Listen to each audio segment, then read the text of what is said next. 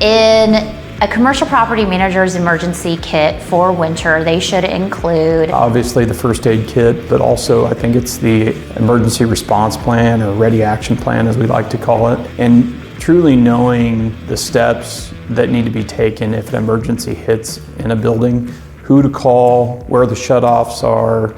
Flashlight, batteries, blanket, warm clothing such as a coat and hat and gloves, potentially a blanket. You never know what kind of situation you're going to get in and what you might need. And having a trusted partner to tie in and work with to make sure that the building can be taken care of as quickly as possible. During the winter months, it's really good to make sure that any water lines are insulated properly and that we also have the proper heat restored to the building after the summer. Sometimes it's just as simple as forgetting to go back in and switch that thermostat from cool or off to heat. It is very important to get that done prior to the temperatures dropping in the winter. There are specific routines that every property manager should follow in order to keep their building safe during the winter months.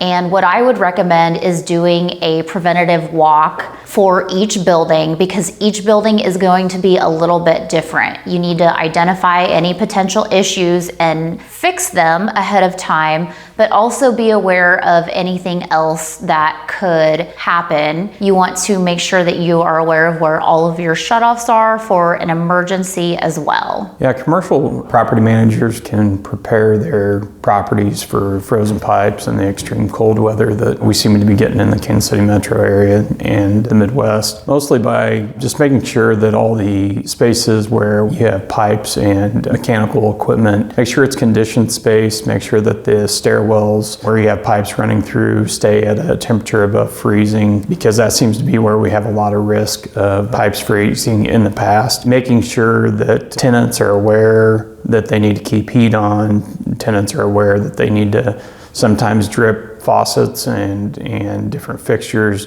making sure that hoses are detached. These are all common sense things that aren't so common anymore. Not everybody knows that you need to do those various items. I mean, these buildings are designed and they're built and they think that everything is built to where it's not going to freeze, but an unconditioned stairwell poses just as much of a risk as hooking on a hose bib. If you do sustain water damage during the winter months and the freezing issues and pipe breaks, you really want to make sure you get it dried out, because if you don't get it dried out properly, you may not see the results soon and during the winter months, but as things start to warm up, you might start to see or notice issues that could grow into a mold problem.